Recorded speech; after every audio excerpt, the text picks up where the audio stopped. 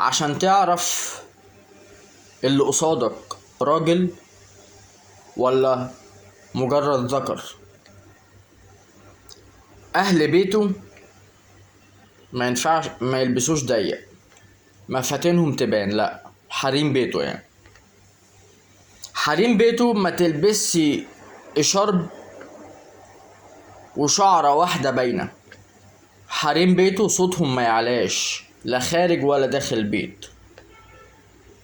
حريم بيته اخلاق وتدين من القلب، النابع من القلب قبل اي شيء. حريم بيته رجالة زيه لان هو رباهم على كده. الرجولة معانيها كتير جدا وصعب قوي قوي قوي قوي قوي قوي الذكر يبقى راجل. صعبة جدا، صعبة جدا جدا جدا ان الذكر يبقى راجل. صعب قوي. مش شرط الجيش هيعلمك الرجولة، بس عايز تتعلم الرجولة، عايز تبقى راجل،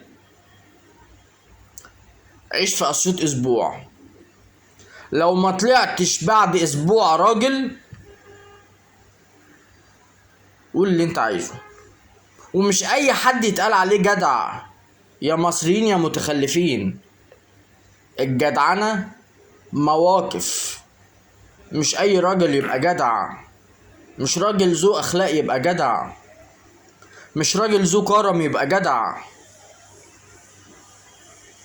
الجدعنة مواقف، مش كلام بيتقال هبل وخلاص.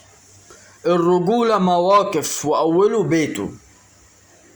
اذا كان حريم بيته صوتها عالي ومفاتن جسمها باينة وبتلبس الحجاب بنص شعر ولا ربع شعر وبتلبس كعب عالي، يبقى ده ديوس مش راجل ولا له لازمة في فئة الرجال. الرجولة ليست كلام، الرجولة أفعال والجدعنة أفعال. واحنا للأسف الشديد جدا أكتر من 90% من ذكور مصر ديوسة والباقي رجال. عايز تبقى راجل انزل اقعد في أسيوط. مش بتكلم على الصعيد، لا بتكلم على أسيوط. أسبوع واحد بس، 7 أيام تطلع منها راجل بمعنى كلمة راجل. يا إما أنت بقى مولود ديوس أو مولود شاذ أيا كان.